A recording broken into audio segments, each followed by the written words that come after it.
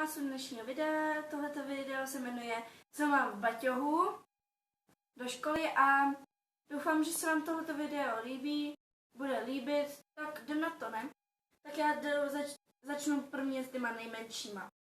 A tohle je můj školní batoh. Já vím, vypadá takový starý, já už si na něho čmárám, vidíte. Prostě mám čmáranice a takhle. No a začnu těma prvně nejmenšíma. Takže já tam mám těch nejmenších.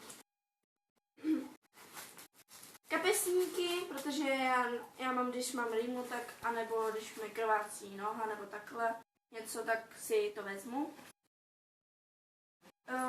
Tady mám vždycky na svačinu. Tam si dávám vždycky box na svačinu. Jo, na tohle se nestydím, tady mám toho vložku, když mám měsíčky. Na tohle se vůbec nestydím. Je mi to úplně jedno. Tady mám zase učení, co potřebuji do školy, ještě mám skříň, kde mám ještě zbytek učení, tady mám mimoněmský penál. Jo, nechci tady ještě ukázat, jak to mám tam.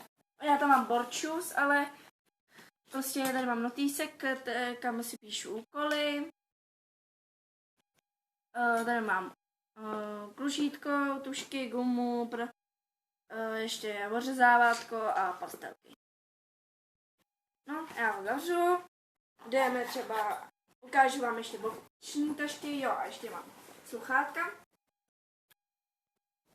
Oranžový mám ráda oranžovou, to je moje nejoblíbenější teďka barva.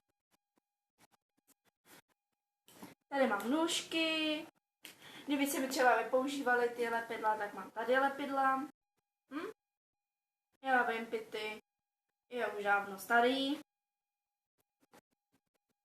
Já si to tam zastrčím. Tady mám, někdy si tam dávám flašku s pitím.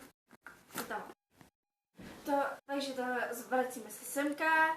Tohle mám, to jak by mi třeba smrděl pod paží, nebo takhle. Mám potom malovátka a takhle, co já vám to ukážu, až je vyštrachám. To mám tady.